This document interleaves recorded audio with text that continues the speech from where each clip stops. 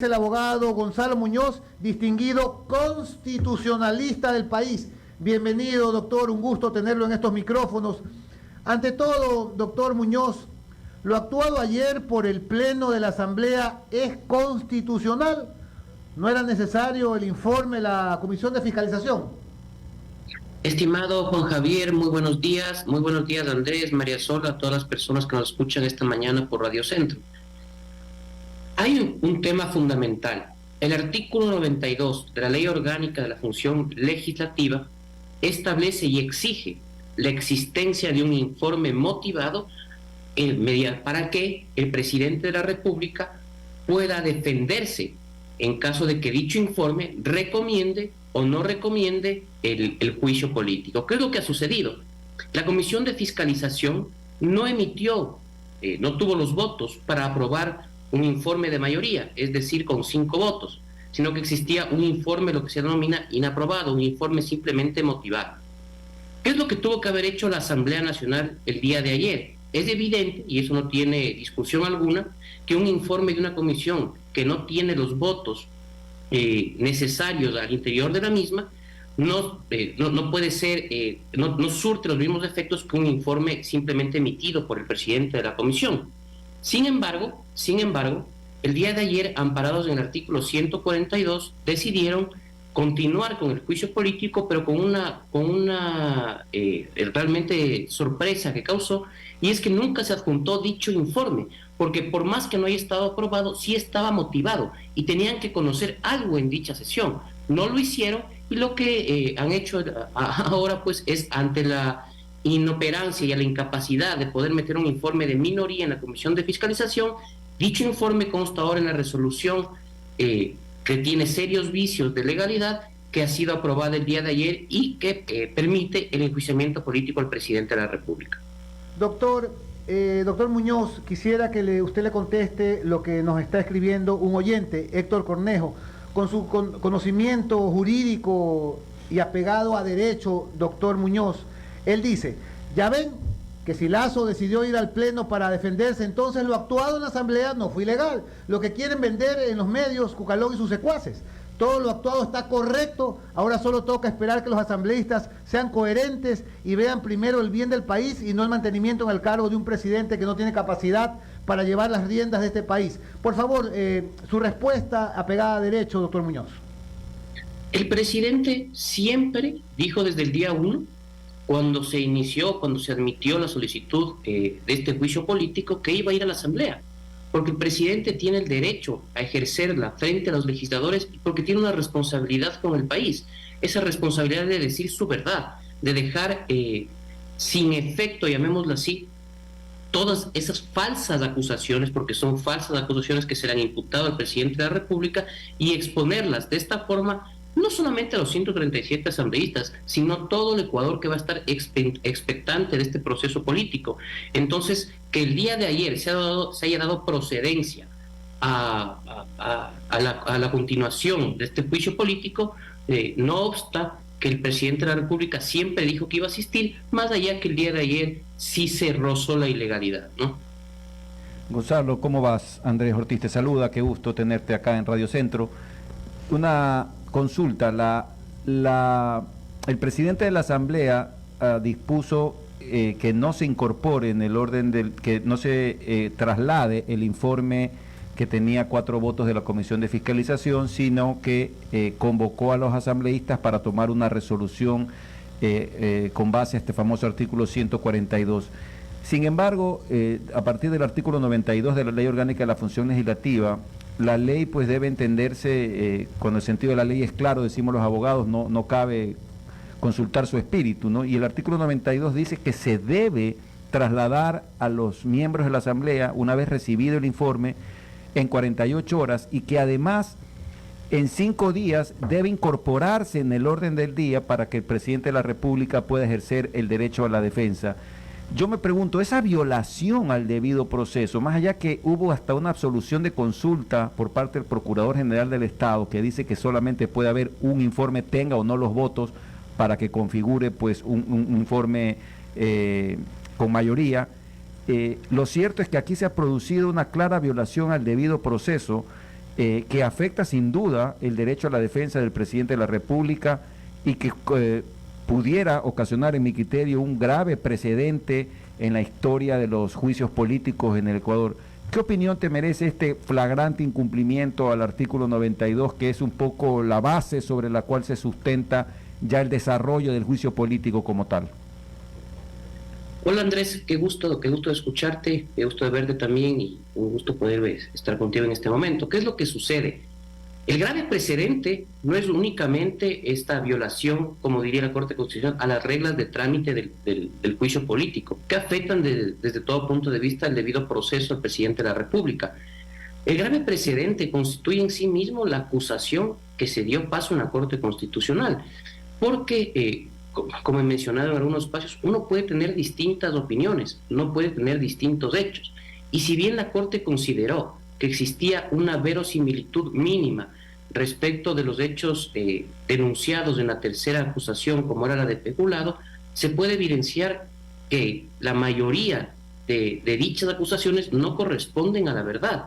Y eso se evacuó en la fase de sustanciación de la Comisión de Fiscalización y se ha podido determinar, entre otras cosas, por ejemplo, que nunca existió un contrato nuevo firmado en julio de 2022, sino que operó una cláusula de renovación automática. Otro hecho más, que el señor Johnny Estupiñán nunca se le terminaron sus funciones por haber terminado unilateralmente el contrato con Amazonas Tankers, porque él mismo lo dejó sin efecto 2 días después, entre otra serie de hechos que no corresponden a la verdad.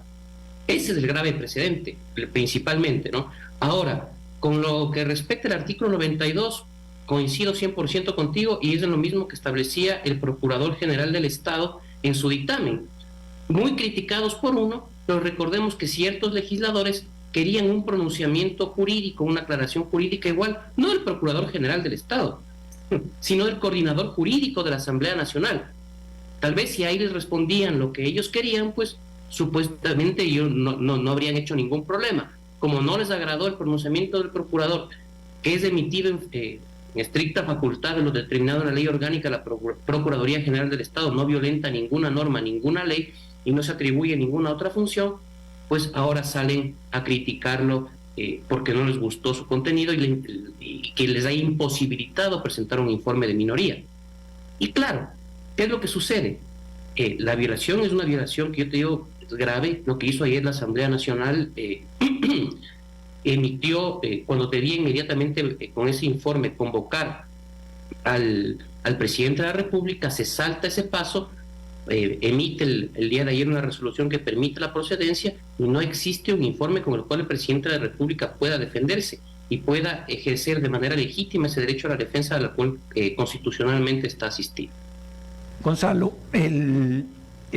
María Sol me hacía la pregunta hoy temprano tomándome la lección, hoy día en la mañana, a primera hora, y teníamos, más allá que entiendo que la Corte Constitucional en este momento no puede intervenir, e incluso nos han escrito ya varios oyentes de su desesperación de ver cómo se están violando pues las garantías al debido proceso y los derechos constitucionales del presidente de la República, en este caso, en este juicio político.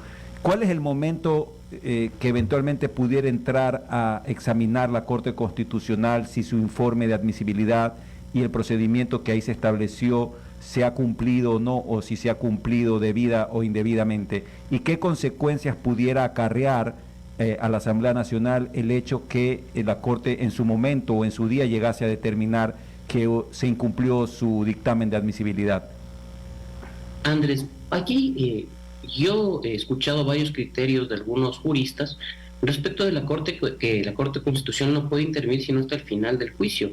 Yo no estoy de acuerdo con eso. Yo pienso que la Corte Constitucional, el momento que los jueces consideren que haya existido una violación jurídica, una violación constitucional que afecte el debido proceso del presidente, puede iniciar su fase de seguimiento de dictamen, como lo ha hecho ya en otros casos. Entonces, si la Corte, por ejemplo, considera que lo sucedido el día de ayer constituye una violación flagrante que puede afectar en gran forma los derechos del presidente, podría iniciar esa fase de seguimiento de dictamen, convocar audiencia incluso a la propia Asamblea Nacional para analizar lo sucedido y tomar resoluciones, como ya lo hizo en el caso de los ex consejeros del Consejo de Participación Ciudadana, que incluso terminó con su destitución. Muy buenos días al señor Gonzalo Muñoz. María Sol Ponce le saluda, bienvenido a Punto de Orden. Me ha gustado escuchar este tema de fase de seguimiento de dictamen, este tema de la Corte Constitucional, a veces presentándose como un ente lejano que solo puede ser consultado o que muchas veces se pronuncia a destiempo, no necesariamente por una falta de gestión de la Corte, sino por la cantidad de procesos que lleva y el nivel de prioridad en el que tiene que organizarse. Todos estamos de acuerdo en que la destitución del presidente de la República no es un tema menor, es un tema mayor, no por quien defienda o no al presidente Lasso, sino por la inestabilidad política, económica y social que eso repercute en la ciudad y en el país entero y en todos nuestros intereses. Por tanto, si la Corte Constitucional pudiese, en esta fase de seguimiento de dictamen, convocar audiencias, doctor, ¿cuáles serían los tiempos? ¿Cómo sería el proceso? ¿De qué manera pudiera la Corte poner orden a un claro desorden por parte de la Asamblea Nacional? Hola Marisol, mucho gusto igual. ¿Qué te puedo decir? En este momento, la Corte Constitucional tiene la obligación, como tú bien dices, de velar no por la estabilidad del presidente de la República, Guillermo Lasso, en sí mismo, sino por la propia democracia, por la institucionalidad del Estado ecuatoriano, que se ve lacerada con una acusación absolutamente falsa, carente de fundamentos, en la cual jamás se ha podido demostrar un supuesto peculado, justamente porque no existe, y lo han intentado hacer de forma indirecta. Ahora, la Corte Constitucional, si considera que no se ha cumplido con su dictamen, puede, como te comentaba, llamar a una fase de seguimiento. ¿En qué consiste la fase de seguimiento? La Corte Constitucional envió un oficio al presidente de la Asamblea Nacional consultándole respecto del estado, en este caso del juicio político. La Asamblea Nacional tendría que responder en un tiempo determinado a lo solicitado por la Corte Constitucional, y dependiendo de la respuesta de las consideraciones de la Corte, se puede convocar justamente a una audiencia, en el caso que ellos determinen, justamente para explicar y determinar las consecuencias, si es que existiere un incumplimiento del dictamen, y una vez terminada la audiencia, emitir una resolución que no quisiera adelantarme y no creo que sea tan pronto, pero que le obligue a la Asamblea Nacional a tomar las correcciones del caso. Digo que no creo que implique una destitución inmediatamente hacia los legisladores, pero sí a enrumbarles a tomar las decisiones correctas que se apeguen al dictamen y que no violenten la Constitución y la ley. Claro, prioritariamente sería eso, es decir, un respeto al debido proceso, que se cumpla con las cosas como se tienen que cumplir con el cuerpo normativo, es decir, la Corte hizo un pronunciamiento de que se podía continuar con ese tema en peculado, pero hemos escuchado ciertos líderes de la Asamblea, por ejemplo, o gente que ni siquiera está en la Asamblea, pero que de alguna manera influencia, que aquí lo que se está castigando es la impopularidad del presidente, o el hecho de que para algunos ha cumplido o no ha cumplido con sus promesas de campaña, o que simplemente están o no están de acuerdo con él. Eso dista muchísimo de la causal de peculado, y en ese sentido este proceso carece de formalidad, de haber cumplido con la formalidad, y en eso desde la ciudadanía pues se esperaría que la Corte Constitucional haga un alto ahí, ponga orden en la cancha, una especie de, ¿cómo es que se llama? El VAR. Sí, VAR. El VAR, que sea el VAR ecuatoriano. Ahora, ¿puede la Corte realmente reaccionar a tiempo? Porque como vamos las cosas, son 10 días lo que queda. ¿Puede la Corte reaccionar a tiempo? No hay precedentes en este caso, no hay precedente tampoco en el juicio político del presidente con estas leyes. ¿Cuál sería la especulación al respecto? Pienso que ya no tiene el tiempo necesario como para, valga la redundancia, para reaccionar a tiempo. Ya esto está prácticamente jugado. En 48 horas el señor Saquicela tiene que difundir el informe, posterior a ello en 72 horas tiene que realizarse la convocatoria, que no puede ser un plazo mayor a 5 días. Es decir, los tiempos son muy cortos. Ahorita iniciar una fase de seguimiento sería muy apresurado, a menos que la Corte Constitucional lo haga directo con una audiencia y se salte la consulta al Parlamento, pero yo le veo bastante complicado. Tuvo que haberse dado antes. Ahora, Sí llama la atención, como tú decías, Marisol, lo aprobado ayer por la Asamblea Nacional. He podido revisar la resolución y en los considerandos que motivan dicha resolución ya se insertan cosas que no tienen nada que ver con el contrato de Flopec y Amazonas Tanques, como para citar un ejemplo. Se dice que el presidente de la República, al nombrar al señor Hernán Luque, mediante decreto ejecutivo, había violentado expresamente la ley de empresas públicas. Cuando eso no es parte de la acusación, tampoco es verdad, entre otras cosas más, el caso del cuñado del presidente, de señor Cherres, asuntos que no vienen al caso en acusación política y que ya forman parte de un documento que contiene efectos jurídicos. Es decir, la Asamblea Nacional en este caso ya ha incumplido con el dictamen de manera expresa al utilizar considerandos que no tienen nada que ver con lo que se está tratando en el juicio político. Entonces, la Corte Constitucional sí tendría que observar eso. Lamentablemente, los plazos, como tú bien dices, son bastante cortos. Gonzalo, una última de mi parte. Acabamos de leer también temprano en la mañana un comunicado de Alfredo Serrano del Partido Social Cristiano fustigando el retiro de algunos de sus asambleístas que están optando por la vía de la independencia. Pero lo que extraña de este comunicado, a diferencia de los otros, es que hay una suerte de amenaza velada de iniciar acciones de asociación ilícita y delincuencia organizada por el hecho de que estas personas se han declarado independientes y que no quieren tener la atadura ni la camisa de fuerzas de un bloque asambleísta, como Asamblea Nacional, que es el Partido Social Cristiano. Este cambio de dirección del partido en el sentido de ahora de hasta amenazar con enjuiciamiento político, ¿a qué crees que se deba? ¿Cómo así este cambio que siempre se ha fustigado, se ha criticado? Pues obviamente un partido no puede pues estar de acuerdo con que alguien salga de su bancada, pero en definitiva siempre se ha finalmente respetado la decisión de los asambleístas cuando optan por declararse independientes. ¿Qué opinión te merece este comunicado desde el punto de vista jurídico, Gonzalo? Entiendo yo la indignación de Alfredo Serrano al que sus legisladores vayan abandonando la bancada, que coincide con el juicio político, ¿no? Pero era un rumor a voces, la inconformidad de ciertos y ciertas legisladores al interior de la bancada social cristiana por supuestas presiones, por supuestas amenazas.